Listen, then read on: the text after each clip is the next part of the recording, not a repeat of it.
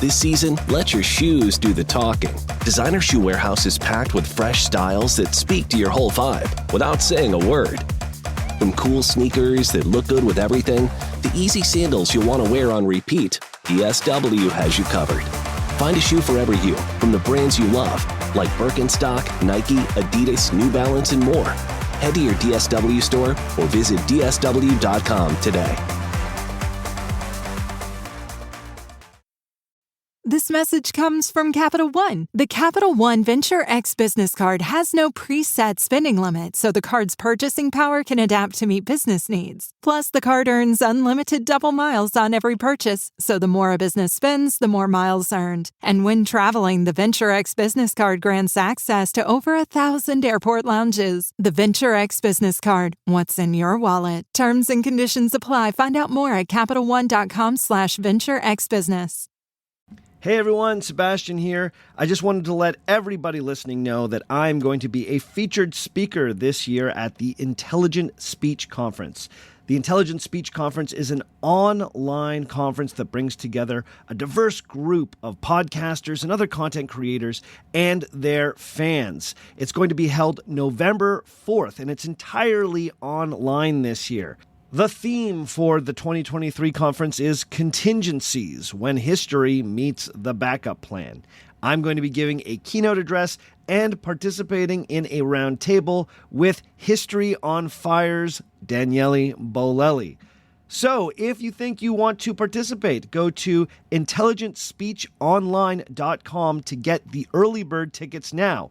Also, use coupon code FAKE to save 10% on your ticket.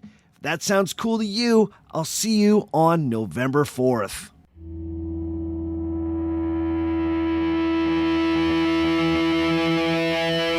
I'd like to tell you a story about two wrestlers, a hero and a villain, or what they call in the biz, a face and a heel. The face was Hacksaw Jim Duggan, a working-class all-American patriot. He would march into the ring, waving the stars and stripes, declaring his uncomplicated devotion to the nation that let him live free. And just in case you didn't get that Hacksaw was a salt-of-the-earth working man, he was rarely without his trusty 2x4, a chunk of American lumber that connected him to his roots, and could also be a handy instrument of pain when the occasion called for it.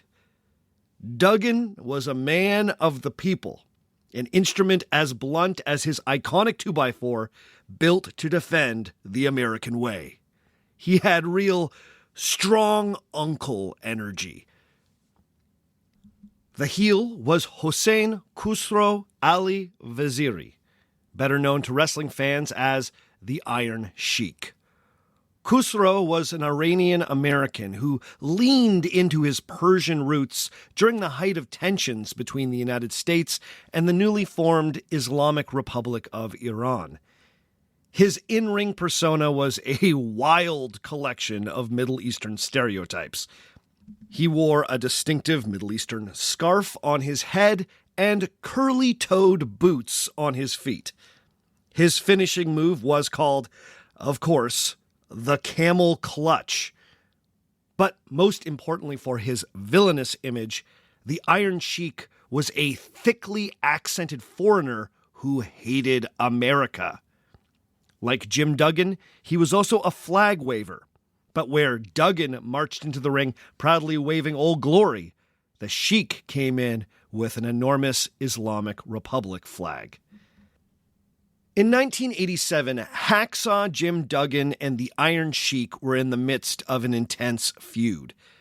Now, like all good wrestling rivalries, the details of this feud were convoluted, involving unlikely team-ups, surprise ring appearances, sneak attacks, and double crosses. But while the details were complex, the heart of the rivalry was dead simple. It was a salt-of-the-earth American patriot pitted against a decadent foreigner who hated America. But what most wrestling fans in the 1980s did not know is that out of the ring, Jim Duggan and Hossein Khusro were quite friendly. Years of working on the road as part of the WWF, today known as the WWE, had created a genuine bond between the wrestlers. It also didn't hurt that both men loved to party. But of course, at the time, this chummy relationship needed to be kept completely secret. The reality of the WWF storyline needed to be preserved at all cost.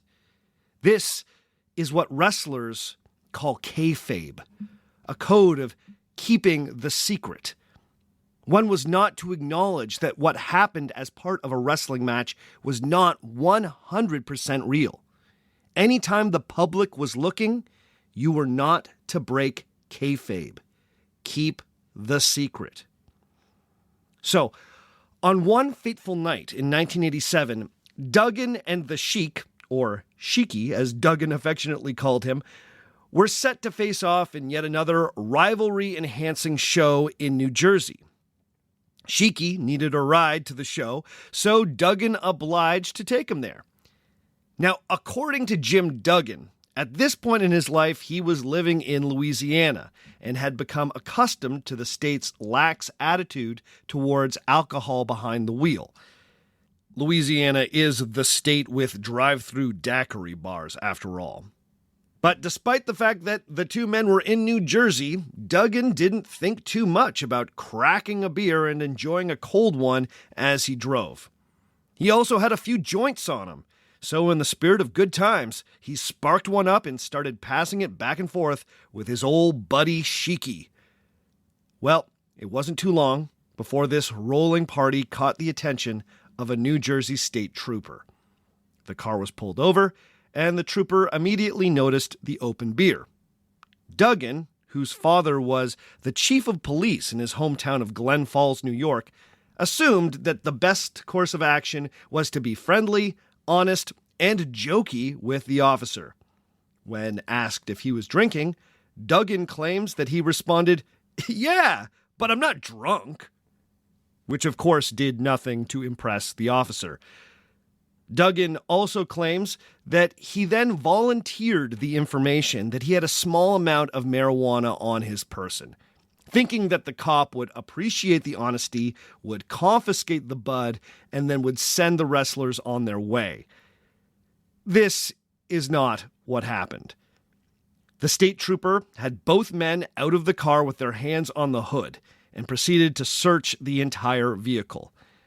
Not only did he find Duggan's weed, but in the Sheik's gym bag, there were 3 grams of cocaine.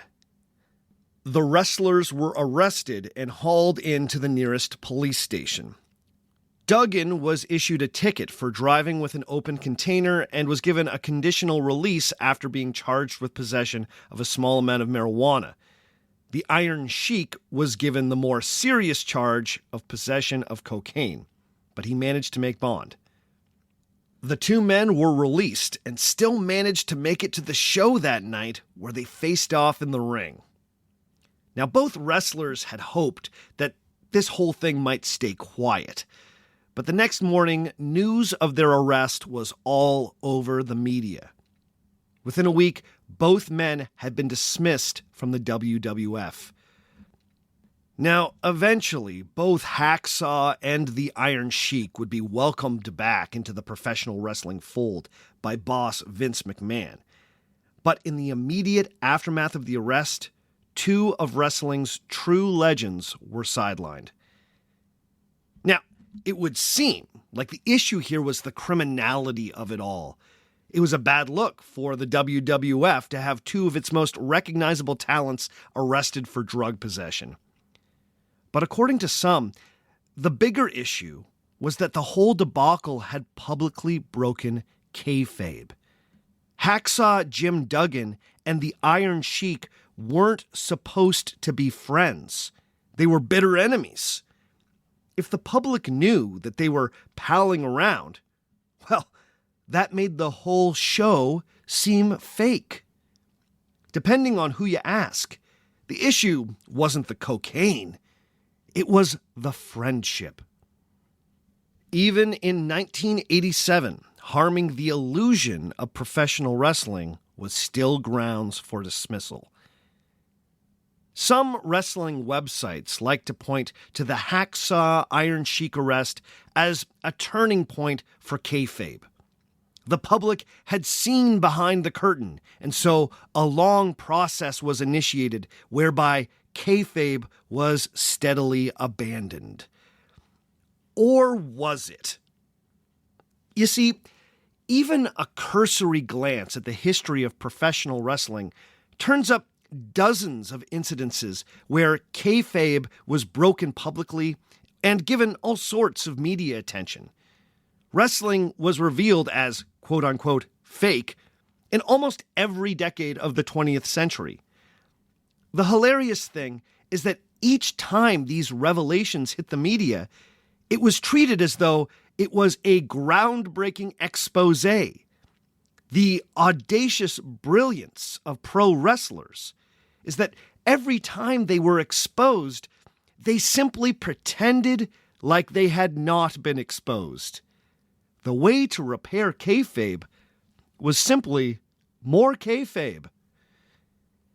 As the years went on, the farce became increasingly ridiculous. But the industry's commitment to preserving the illusion remained remarkably consistent. You would think the fact that Jim Duggan carried around a 2x4 and the Iron Sheik wore ridiculous curly-toed boots would clue some people into the fact that pro wrestlers might be playing characters. You would think that the heavy-handed gimmicks had already destroyed kayfabe long before Duggan and Khusro found themselves pulled over by a New Jersey state trooper. But despite this, the commitment to kayfabe was still deeply part of pro wrestling DNA in 1987. I would wager that this was a sentimental holdover from an earlier time in wrestling history. You see, there had been a time when professional wrestling was viewed as being more like boxing or horse racing than a superhero cartoon. There was a time when matches were not always scripted, but they were sometimes. And so, kayfabe was king. The question is, in those early days, was wrestling ever truly real? Let's find out today on Our Fake History.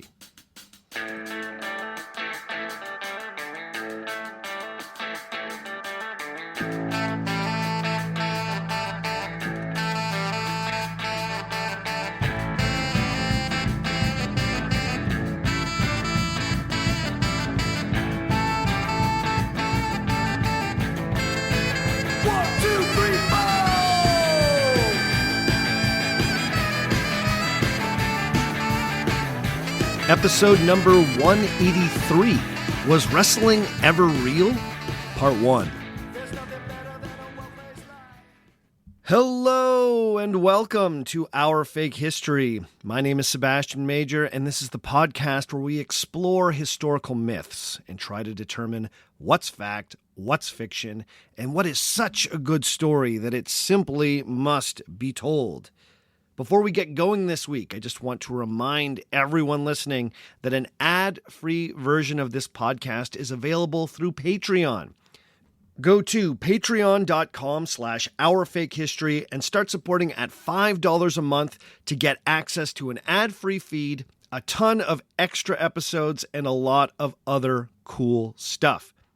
Now, if you're loving the show, but you're not in a place to support it financially, I totally get it. It's hard out there, and free podcasts are one of the internet's last true treasures.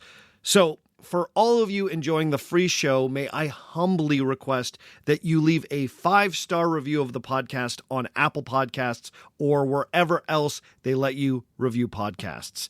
This is a totally free way to show a little love to the podcast, and it would mean the world to me. All right. This week, we are turning our attention to the world of professional wrestling, the modern entertainment phenomenon long derided by skeptical outsiders as a quote-unquote fake sport. Now, the question of whether or not professional wrestling is real is kind of a childish thing to ask in 2023. The scripted nature of professional wrestling is something that contemporary wrestling fans all understand, accept, and even relish. In this day and age, it's kind of petulant to point out that professional wrestling is not a true competitive sport. For a long time, the vast majority of people who are interested in professional wrestling, with the possible exception of young children, have understood that what they are watching is an exceptionally athletic form of theater. To smugly sit on your perch and sneer that professional wrestling is fake is to profoundly miss the point, I think. So rest assured, that's not what I'm going to be doing here. Pointing at a professional wrestler and calling him or her a fake is like pointing at a magician, calling that person a fake. You know what I mean? If you need to declare that the whole thing is an illusion, then your level of maturity is just one notch above the kid who believes it's all real. But at least that kid still has a sense of wonder. No, when you see a magician, you're appreciating the art of deception. You need to go in with an open heart. To enjoy it, you need to be ready to be carried away. In fact, in my research into this topic, I found all sorts of parallels between the world of professional wrestling and the world of stage magic. They both share carnival origins, an obscure code of conduct only fully understood by insiders, a commitment to keeping the secrets of the trade, the gimmicky showmanship, and they're both better if you suspend your disbelief. In journalist Thomas Hackett's examination of pro wrestling, Slap Happy, he starts chapter 3 writing, quote, "Wrestling fans are always telling me that to really understand professional wrestling, you have to believe in it." End quote. He later continues, quote, "Wrestling fans were quite possibly the least nihilistic people on earth. For them, the rituals were big with meaning." End quote. This observation echoes something that was written by the famous French philosopher and critic Roland Barthes back in 1957. In that year, he published a highly influential collection of essays called Mythologies. Among the featured essays was perhaps one of the headiest things ever written about professional wrestling, titled The World of Wrestling. In the essay, Barthes breaks down what he sees as the gloriously unsubtle symbolism of modern wrestling matches. He compares wrestling quite seriously to classical Greek drama and the medieval Italian street theater tradition known as commedia dell'arte, where the gestures are big, the emotions are on the sleeve, and the subtext is text.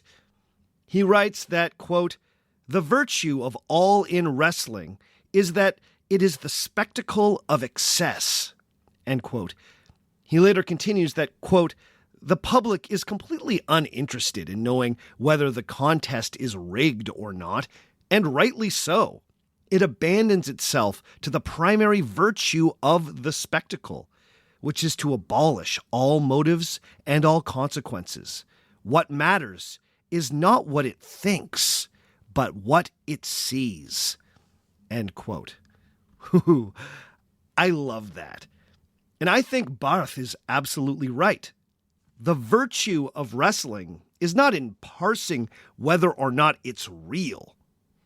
And yet, despite that fact, those involved in the wrestling industry stayed remarkably devoted to the fiction that wrestling matches were authentic, athletic contests for decades, long after the shows had become drenched in a thick layer of gimmick and absurdity. As I mentioned in the introduction, this dedication to the fiction of wrestling is known to insiders as kayfabe. Now, those interested in the etymology of that word, kayfabe, will be sadly frustrated by any attempt to decode it. It's a nonsense word. Carnival talk. A bit of purposefully indecipherable code meant to be used as a cue between wrestling insiders to shut their mouth when a member of the general public might be in earshot. The best theory for the origin of the word that I found is that it's a type of carnival pig Latin for the word fake.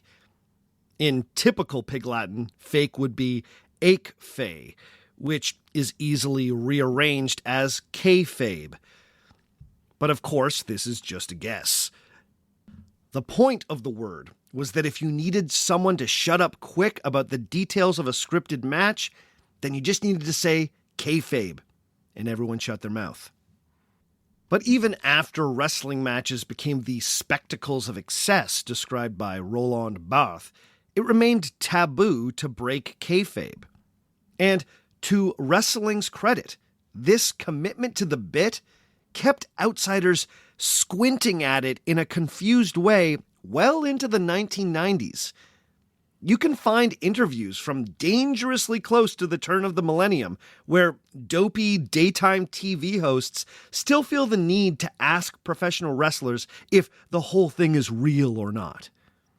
The fact that some people still felt the need to ask that question, given how cartoonishly colorful pro wrestling had become by the late 80s and early 90s, shows just how effective kayfabe truly was. But what I'm interested in is if there was a time in America when wrestling was more of a sport and less of an entertainment. Was there a time when wrestling matches were not scripted? If so, how and why did they develop into the violent melodramas that fans know and love today?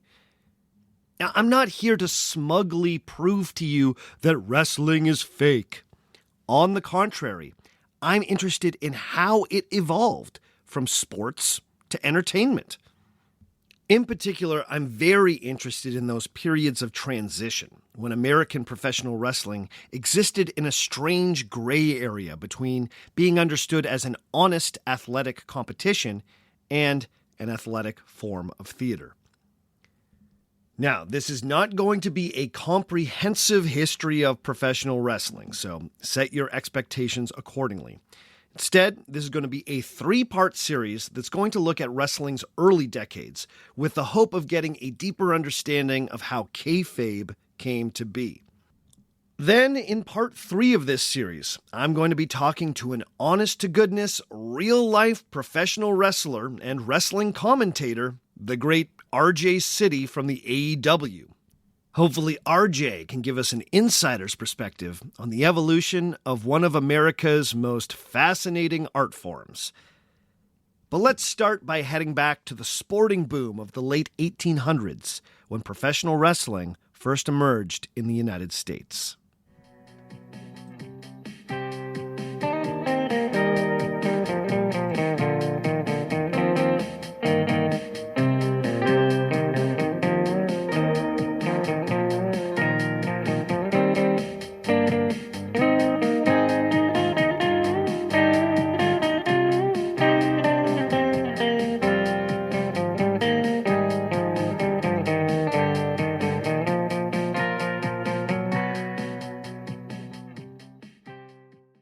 Today's episode of Our Fake History is brought to you by Progressive Insurance. Hey, listeners, whether you love true crime or comedies, celebrity interviews, news, or even motivational speakers, you call the shots on what's in your podcast queue, right? And guess what? Now you can call the shots on your auto insurance too. Enter the Name Your Price tool from Progressive. The Name Your Price tool puts you in charge of your auto insurance by working just the way it sounds. You tell Progressive how much you want to pay for car insurance, and they'll show you a variety of coverages that fit within your budget, giving you options. Now that's something you'll want to press play on. It's easy to start a quote, and you'll be able to choose the best option for you fast. It's just one of the many ways you can save with Progressive Insurance. Quote today at Progressive.com to try the Name Your Price tool for yourself and join the over 29 million drivers who trust Progressive. Progressive Casualty Insurance Company and Affiliates. Price and coverage match limited by state law.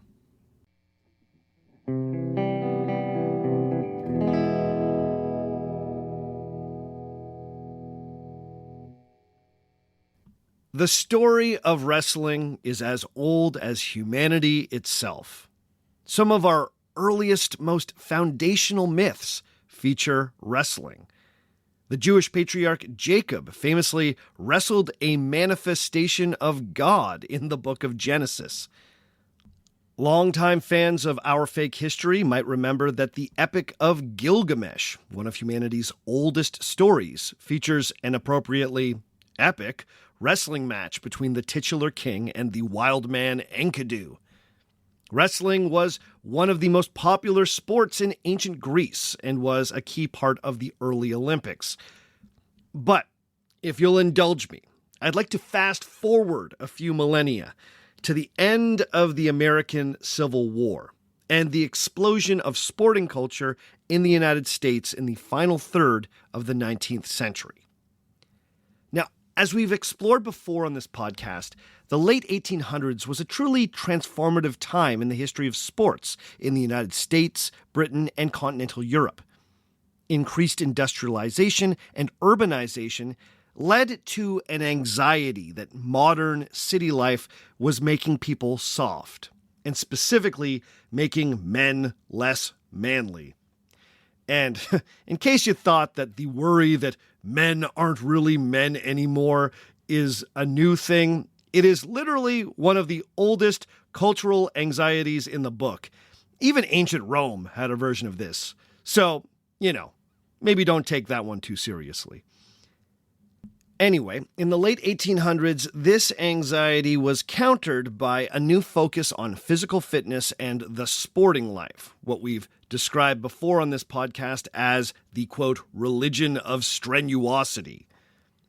Professional sports were developed in response to two big demographic trends: a growing urban middle class with a little more disposable income, and an increasingly impoverished industrial working class. The world of American professional sports developed to cater to the tastes, budgets, and morals of this new middle class, while employing largely working-class athletes who now felt compelled to do whatever they could to get money in the increasingly unforgiving Gilded Age economy. Sports were becoming formalized in this period. Rules were being more clearly established, and competitions that had formerly happened in the backs of taverns or on random empty fields were increasingly being held in venues considered more gentlemanly.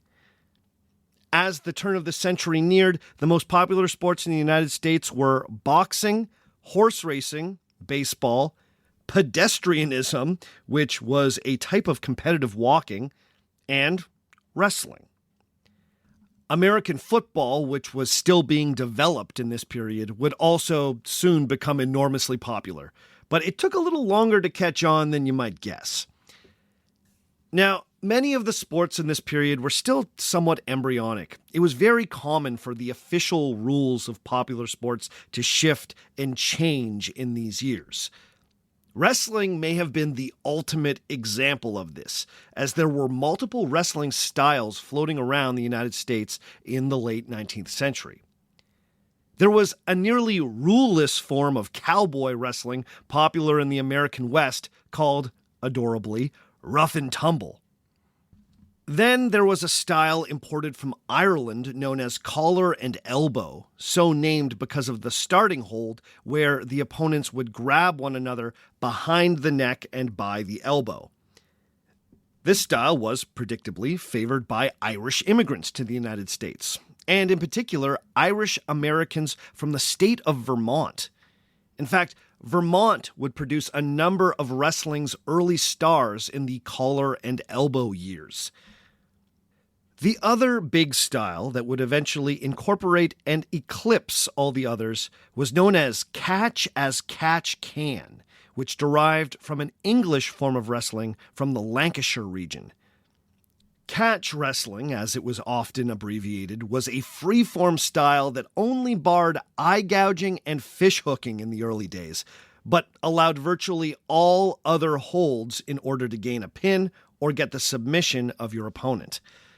This was also sometimes called freestyle wrestling, which translates in Spanish as lucha libre.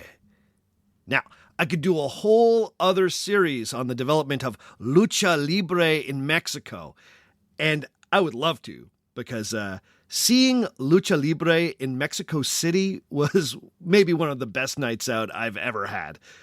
So I would like to nod respectfully to the Mexican professional wrestling tradition known as lucha libre before moving on.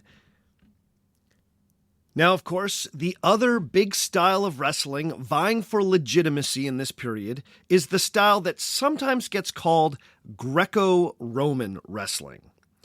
This is the style of wrestling that you might recognize from the Olympics or from high school sports programs. This is a style distinguished by a rule against below-the-belt holds. But despite its classical-sounding name, there's nothing Greek or Roman about this style of wrestling.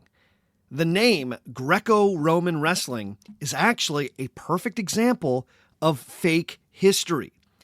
The style was actually developed in France in the 1840s by a former French army officer. It was originally known as la lutte à main plate, or flat hand wrestling, but was commonly called French wrestling because, it came from France.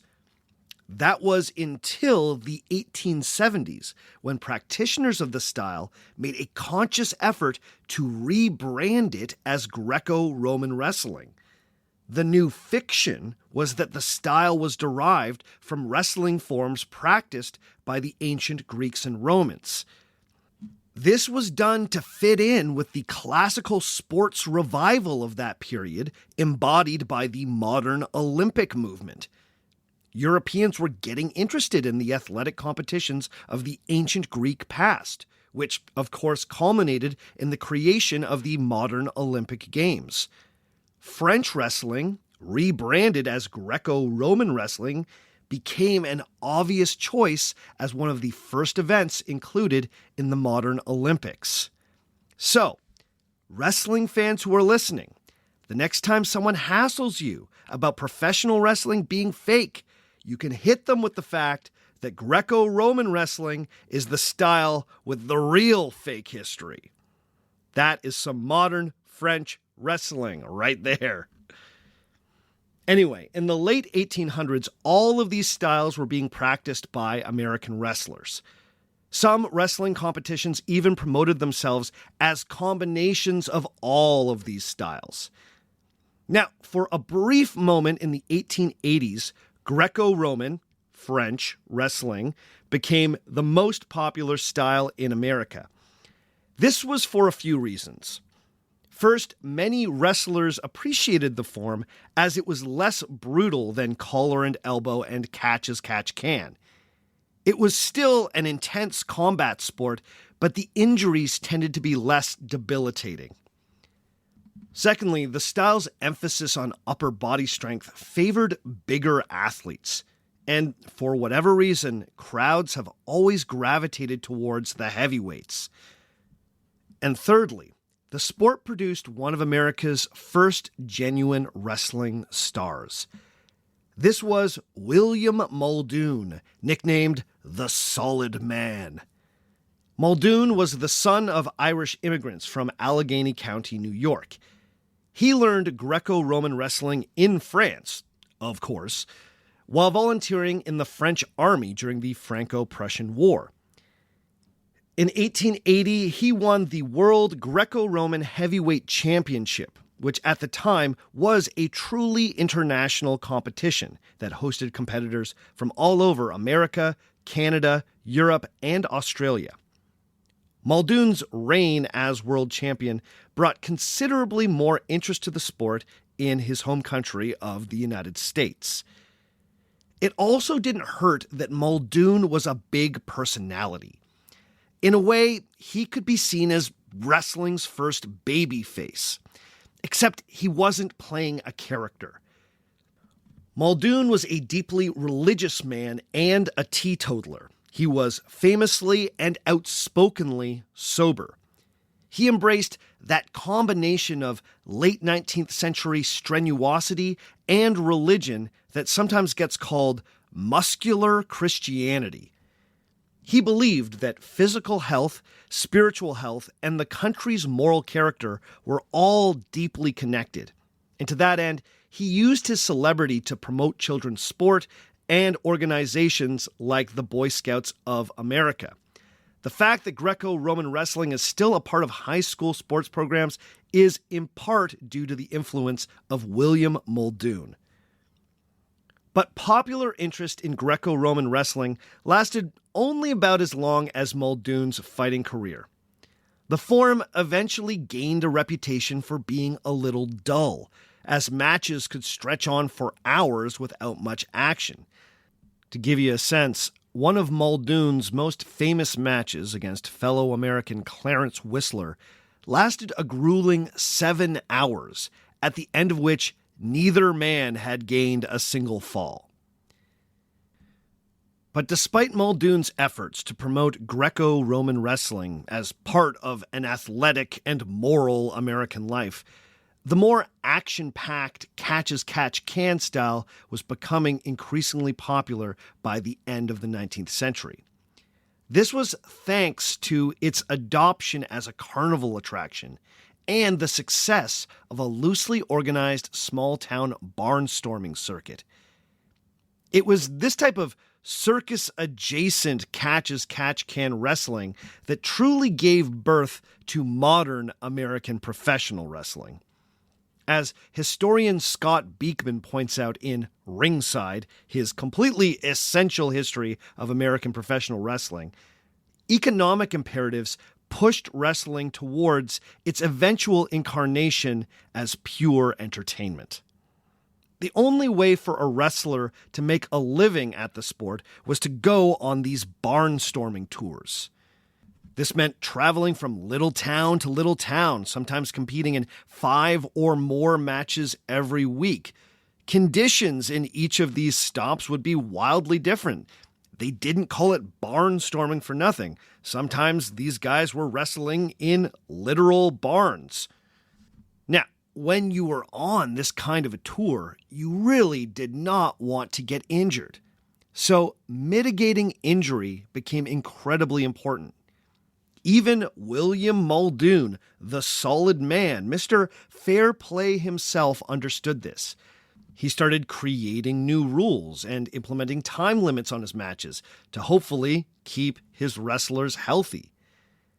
The catch wrestling circuit picked up on this, but then took it a step further. A typical barnstorming show would involve an out-of-town wrestler fighting some local champion. It became very common for these competitors to meet beforehand, discuss the financials of the event, plan future encounters, and make an agreement about how long the match would go and how rough they were going to be with one another. And sometimes they'd even decide who would win. Matches where such agreements were in place became known to insiders as worked matches or works. Matches where the outcome was not planned became known as shoots, like you're being a straight shooter.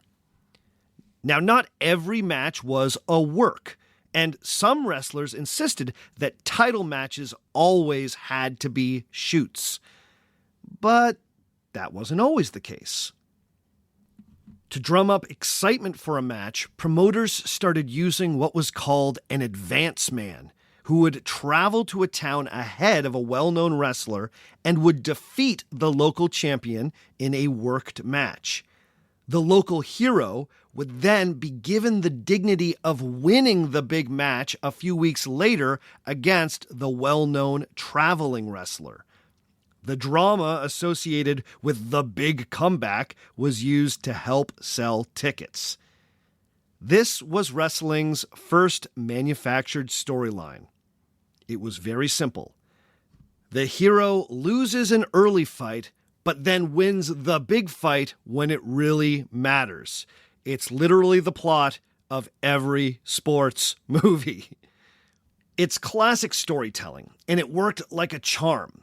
But keeping the work a secret was essential because the public truly believed that they were seeing an athletic contest. And in this period, sometimes they were. As I already said, not every match was a work. Wrestlers still needed to be able to do shoots or legitimate matches and couldn't have the legitimacy of those matches being called into question. The other piece of the puzzle here was the type of wrestling that was done as a part of carnivals and circus sideshows. In the late 19th century through to at least the mid-1950s, wrestling matches were a very common part of traveling circus shows. The wrestlers in these shows also usually doubled as circus strongmen who would perform other various feats of strength for the gathered crowd. The circus strongman wrestler is, in many ways, the granddaddy of the modern professional wrestler, with his big showy muscles, colorful costumes, and a gift for revving up the crowd. You see, carnival wrestling in this period involved quite a lot of crowd participation. A common gimmick was for the circus wrestler to accept challenges from any member of the crowd who believed that they could defeat him. But usually, the show was set up to be a clever hustle. Often, the circus performers would use what's known as an inside man, a fellow carnival worker dressed as a civilian who would pretend to just be a regular paying member of the public. The inside man would be the first to accept the wrestler's challenge.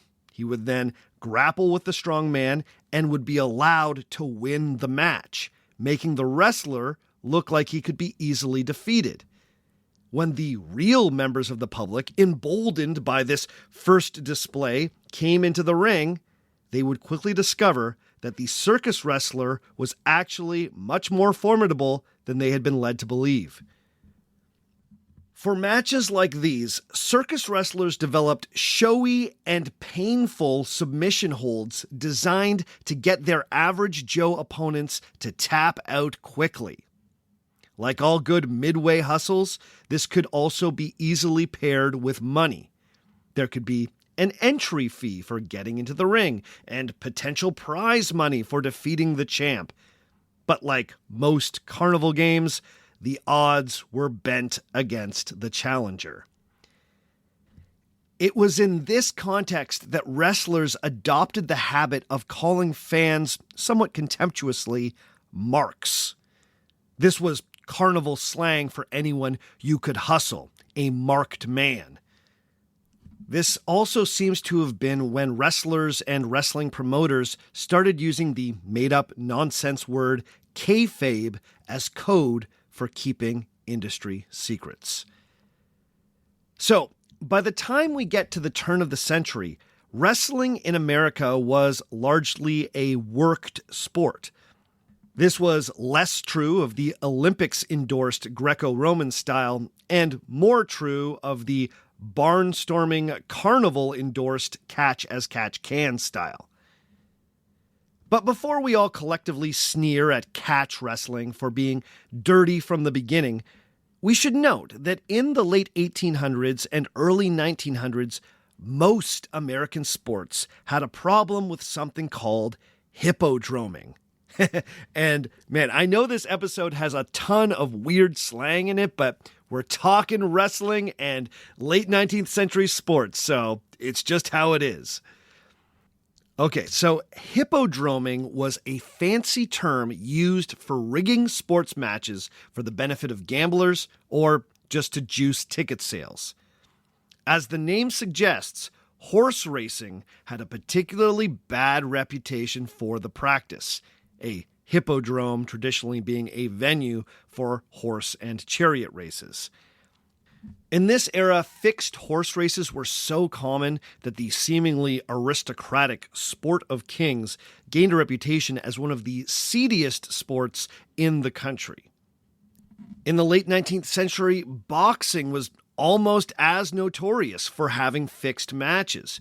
It was well known that sometimes competitors got paid off to take dives at predetermined rounds. There were rumors about even some of the undisputed greats of the sport. Heavyweight legends like Jack Johnson and Jack Dempsey were both suspected of taking dives at various points in their careers, although these allegations remain deeply controversial. Even baseball was known to be rigged by gamblers from time to time.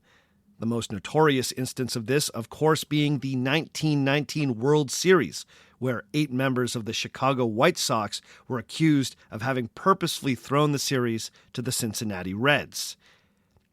My point is that despite being worked, around the turn of the century, catch wrestling had a similar reputation to many of America's favorite sports.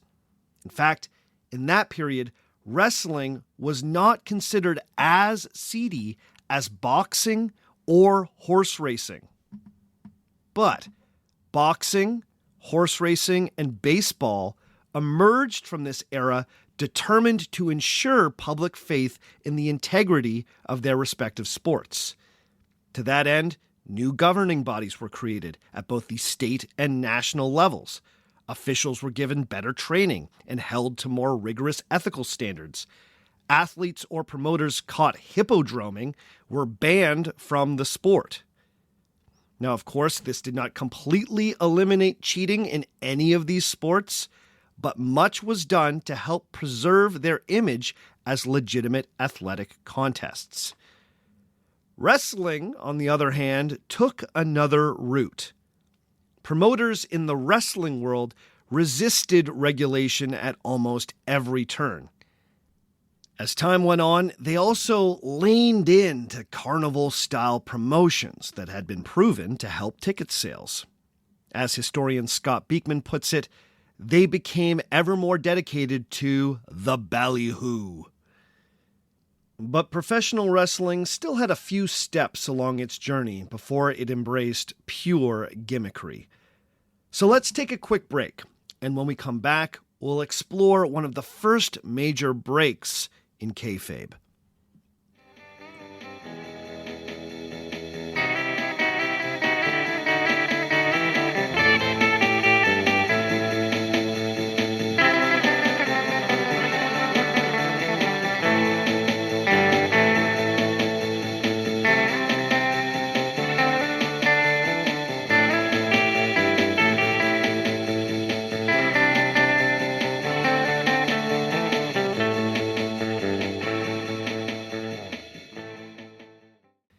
Today's episode of Our Fake History is being brought to you by Indeed. What's a game where no one wins? The waiting game. When it comes to hiring, don't wait for great talent to find you. Find them first with Indeed. When you're hiring, you need Indeed. Indeed is the hiring platform where you can attract, interview, and hire all in one place. Instead of spending hours on multiple job sites searching for candidates with the right skills, Indeed's powerful hiring platform can help you do it all. One thing you gotta love about Indeed is that it does the hard work for you. Indeed shows you candidates whose resumes on Indeed fit your description immediately after you post, so you can hire faster. Even better, Indeed's the only job site where you only pay for applications that meet your must-have requirements. Start hiring now with a $75 sponsored job credit to upgrade your job post at Indeed.com/OurFakeHistory. Offer good for a limited time. Claim your $75 credit now at Indeed.com/OurFakeHistory. That's Indeed.com/OurFakeHistory. Terms and conditions apply. Need to hire? You need Indeed.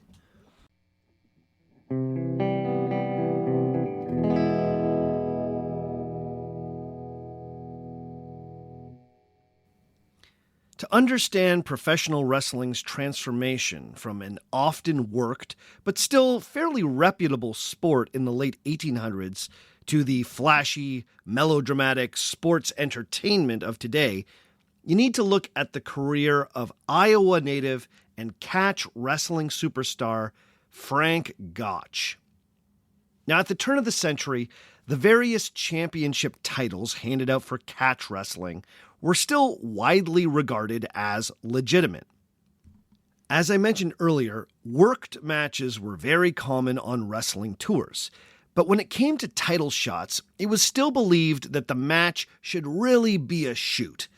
The idea was that the champ should be able to legitimately defend the belt, and worked matches should only really be used to either enhance the champ's profile or build up the profile of a possible challenger. At the end of the day, you were still going to have to prove yourself in some shoot matches to get to the top. The sport was goosed, but it was still a sport. Two of the best wrestlers to come out of this era were Evan Strangler Lewis and Martin Farmer Burns. And as you can hear, colorful nicknames were also becoming part of the proceedings. Evan Strangler Lewis, not to be confused with future heavyweight champ Ed Strangler Lewis, is credited with inventing the chokehold, now sometimes called the sleeper hold. His great rival was Farmer Burns, a rural Iowa native who leaned right into the whole corn-fed hayseed shtick. Burns sometimes even wore overalls into the ring. Lewis and Burns traded the American catch wrestling title back and forth a number of times near the end of the 19th century. In one match, Lewis managed to reclaim his title by getting Burns into his patented chokehold and forcing him into submission. After this loss, Burns dedicated himself to building his neck muscles so he could more effectively resist the stranglehold in the future. According to historian Scott Beekman, quote, Burns eventually developed a 20-inch neck atop a frame of less than 170 pounds. Burns later used his remarkable neck strength to develop a carnival trick in which he swung from a hangman's noose without injury. End quote. I mean, I can't believe it's taken me this long to say this, but that is badass. But kids, if you're listening, do not try that one at home. Anyway, if I was talking about a later era in wrestling, of course, all of this would have been part of a scripted storyline. The initial chokeout would have been planned and done in a way to not actually injure Farmer Burns. Then the return to the ring with the mighty new neck muscles would have been wrapped into a redemptive storyline for the farmer. But in the late 1800s, this stuff was still kinda real. At least according to my reading, this particular rivalry seems to have been legitimate, and many, if not all, of the matches were not worked. In 1898, Burns was on a barnstorming tour when he had a surprisingly tough match against a teenager from his home state of Iowa. The teenager was Frank Gotch, a thickly built young man who had already built up a local reputation as a wrestler despite not yet being 20. Burns was impressed and offered to take the young man under his wing and train him. Within a few years, Gotch was a real contender as a catch wrestler. And I think I should take this moment to shout out friend of the show, comedian Brooks Whelan, who happens to be an Iowa native and loves wrestling. So, Brooks, turns out Iowa has been central to the American wrestling story right from the beginning, going back to Farmer Burns and Frank Gotch. Between the years of 1898 and 1903, when Frank Gotch was barnstorming, paying his wrestling dues under the tutelage of Farmer Burns, a new American catch wrestling emerged from Cleveland, Ohio. The new champ was named Tom Jenkins. Scott Beekman describes him as a, quote, one-eyed, illiterate former mill worker, end quote. Jenkins also got a reputation for dirty tactics and was known to try to get an edge on opponents by gouging their eyes, scratching them, and using variations on holds that had been deemed illegal. His slight variations, of course, giving him plausible deniability. Now, it would be a cleaner narrative if Gotch, who would eventually emerge as Jenkins' main rival, was this hard-working, clean-living farm kid. But nice, clean storylines like that had yet to be perfected in the world of wrestling. Instead, Gotch took the approach that to beat Jenkins, he needed to be just as dirty, and was soon adopting many of Jenkins' tactics. The men would wrestle 8 times over the course of their careers, with one 1904 match being described by Gotch's biographer as, quote, the roughest wrestling match ever held, end quote. By 1906, Frank Gotch had won 5 of those 8 matches against Jenkins and had emerged as the undisputed American catch wrestling champion. But in those years, there were a number of different competing wrestling titles out there, making it deeply unclear who was at the top of the wrestling pyramid. You see, in 1905, Tom Jenkins had gone up against a European wrestler named George Hackenschmidt in an event promoted as the World Heavyweight Wrestling Championship. Hackenschmidt won the belt, making him, by some estimations, the first proper World Heavyweight Wrestling Champion. Now, as you will see as this series progresses, the history of world wrestling titles is kind of muddy. But from 1905 to 1957, the World Heavyweight Wrestling Championship, the title won by George Hackenschmidt, was the title that most wrestlers cared about. Now, for his part, George Hackenschmidt was a pretty interesting character. He was nicknamed the Russian Lion, but his ethnic background was actually a bit more complex than that name suggests. His father was a Baltic German, hence his German-sounding last name, and his mother was Estonian. To complicate matters even further, he was born in what is today the nation of Latvia. At the time, this territory was still part of the Russian Empire. My point is to call Hackenschmidt Russian is only just part of the story. He seems to have been a fairly cosmopolitan fellow who traveled extensively and lived most of his life in London, England. At the turn of the century, Hackenschmidt was one of Europe's most recognizable athletes and promoters of physical culture. He was a bodybuilder really before bodybuilding was a thing.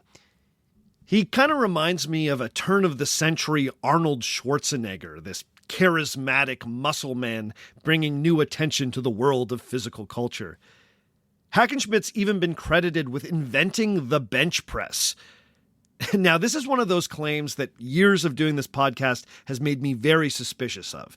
So, when I poked into this, I discovered that the bench press evolved slowly over time, but Hackenschmidt certainly can take credit for popularizing the bench press as a muscle-building workout technique. Hackenschmidt had originally made his name as a Greco-Roman, French-style wrestler in Europe. But when he defeated Tom Jenkins in 1905 and became the first person to hold the newly created World Heavyweight Wrestling title, he demonstrated that he was just as proficient at the catch style. Now, while Hackenschmidt was touring America after having claimed the title, Frank Gotch made a number of public challenges to the Russian Lion. His hope was that he could wrestle Hackenschmidt before he left America and keep the title stateside. Hackenschmidt didn't take the bait and refused all of Gotch's challenges. The Russian Lion then returned to England, where over the next 3 years he went undefeated against any European opponent who challenged him. But back in the States, Frank Gotch, who was having a similarly dominant run, kept on issuing challenges to Hackenschmidt. Now, honestly, this really starts to look a lot like what wrestling would become in its later years. Gotch started giving interviews where he claimed that Hackenschmidt, the reigning world champion, was a coward who lacked the courage to face him. Finally, in 1908, Hackenschmidt agreed to a match, but only after being offered 10,000 American dollars by a promoter to make the trip back to the United States. Now, once again, this was an era before consciously scripted storylines existed in wrestling, but the promoters saw an obvious narrative in this match and exploited it. Frank Gotch was the sturdy farm boy from Iowa, a little rough around the edges to be sure, but ultimately an expression of the American rural working man. Kind of like a 1908 version of Hacksaw Jim Duggan.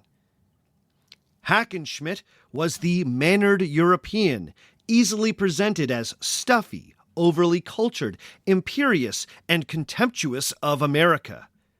American good old boy versus foreigner who hates America. Sound familiar? Now, to be clear, Hackenschmidt didn't actually hate America, nor was this ever even said explicitly in the promotional materials.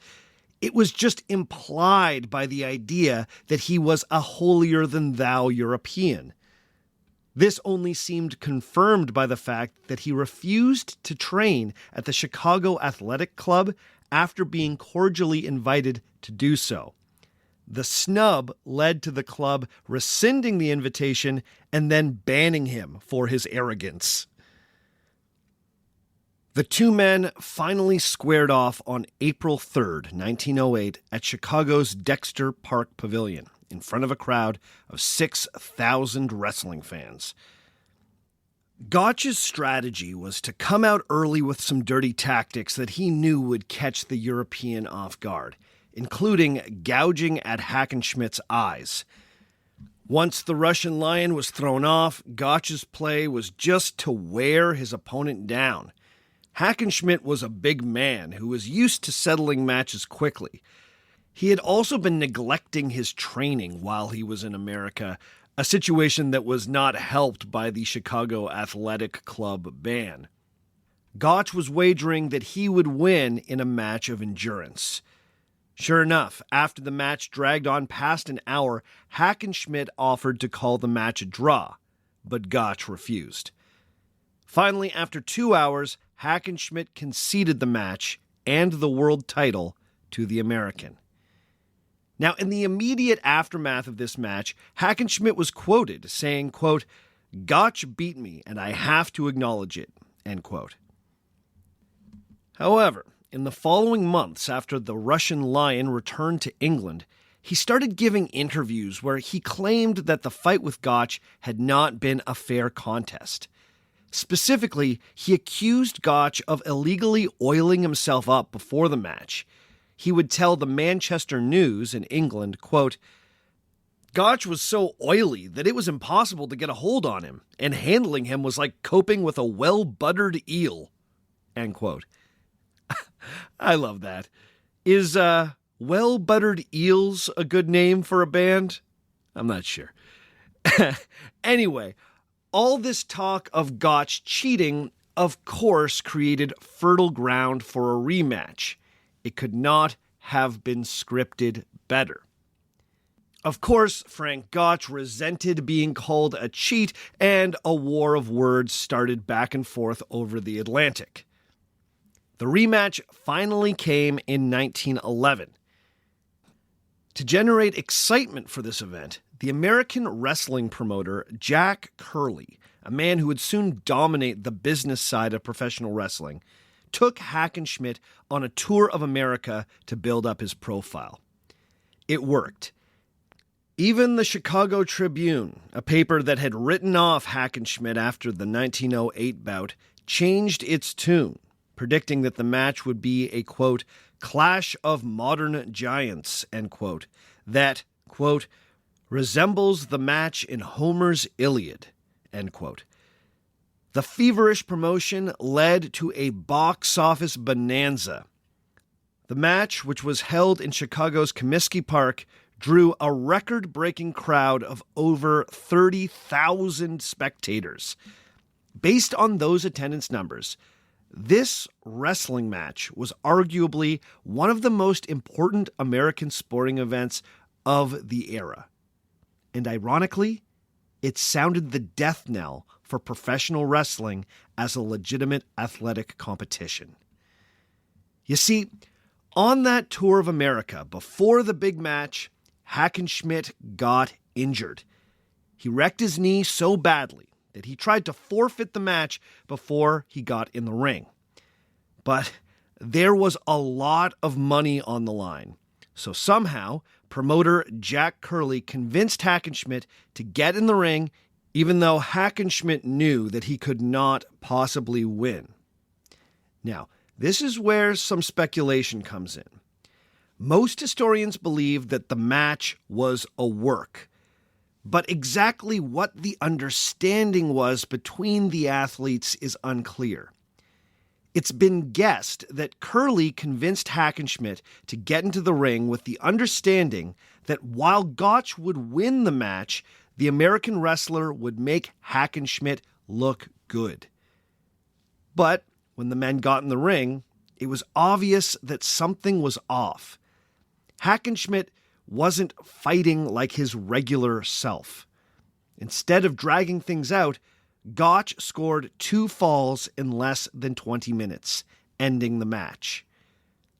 But the really damning thing, according to Scott Beekman, was that, quote, fans in ringside seats heard Hackenschmidt tell referee Ed Smith of his intention to willingly fall backward and yield the second fall to Gotch, end quote. Fans who had been promised a clash of modern giants on par with the battles of the Iliad got an unimpressive, short fight, where it was clear that some sort of collusion was going on.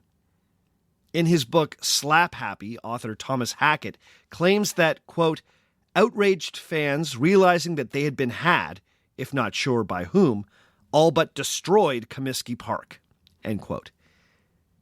Now, I tried to verify that claim, because if there was really a riot after that wrestling match, that would be really interesting. Was Comiskey Park nearly destroyed? I couldn't find anything to back that up. Now, it's quite possible that I just missed the source that Thomas Hackett was using, but I didn't come across it. So, who knows? What I did find were lots of sources that described the crowd screaming in disgust.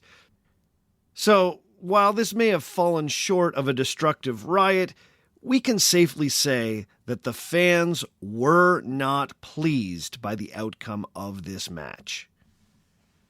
Now, wrestling had been a little shady for decades, but to have arguably the most high-profile wrestling match ever to that point in history look like it was rigged, and poorly rigged at that, well, that was hugely damaging for the perception of the sport. According to Scott Beekman, this event, quote, destroyed much of the remaining public faith in wrestling, end quote. So you would think that that would be it. The jig was up in 1911. Everyone knew that wrestling was fake. Kayfabe had been obliterated in front of 30,000 paying customers at Chicago's Comiskey Park. Hadn't it? In a way, yes, but also, somehow, no. 1911 wasn't the end of kayfabe. In a weird way, it was just the beginning. Okay, that's all for this week. Join us again in 2 weeks' time when we will continue our look at the history of professional wrestling. Before we go this week, as always, I need to give a few shout-outs. Big ups to Zhu and Lai, to Michael Smole, to John Lithio, to Evan Westra, to Sheila Heath, to Holly Bishop, to David Dene, to Ricky Odell, to Tom Ramsey, to Chris Sly, to Jay Matthews, to Laura, to Emmanuel Reyes, to Daniel Steen, to Santeri Visti, to Leon Sternberger, to Carl Svatholm, to Brian Griffith, to Jack Enfield, to Daniel Schnechter, to GeoGuide, to Ward Von Roy, to Tyler Leonard, and to Beau Montier. All of these people have decided to pledge at $5 or more every month on Patreon, so you know what that means. They are beautiful human beings. If you want to join up on Patreon, go to patreon.com/ourfakehistory. Find the level of support that works for you. Get all the awesome extras. Thank you to everyone that supports the show in all the different ways that the show can be supported.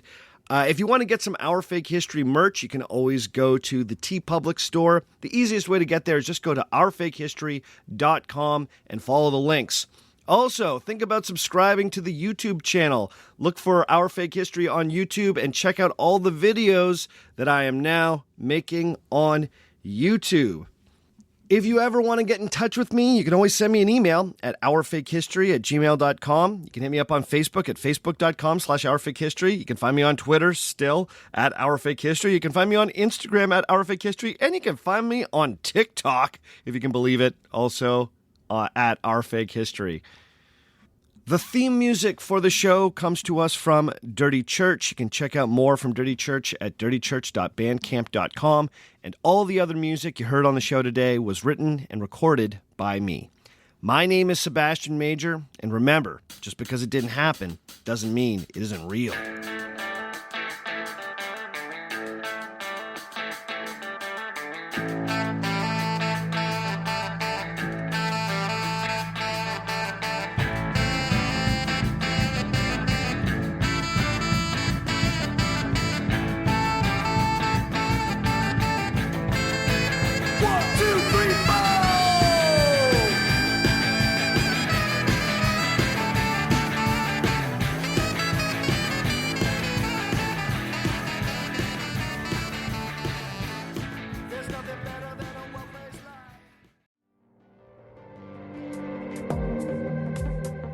Hi, everyone. This is Jillian with Court Junkie.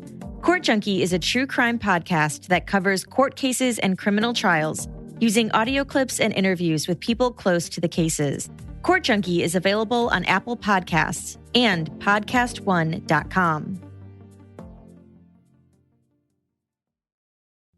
Hey, this is Adam Carolla. Let me tell you about my podcast. We do it every single day, so you can subscribe, and there'll always be a fresh one waiting for you. It's about 2 hours of topical topics, and news, and guests, and comedians, and, of course, my own vitriolic take on just about everything that's going on in the world.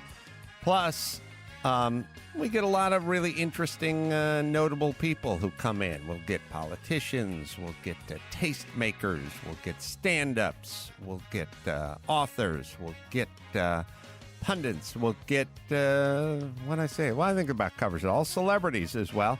And we'll do some really interesting interviews with them. You can get The Adam Carolla Show wherever you download your podcast.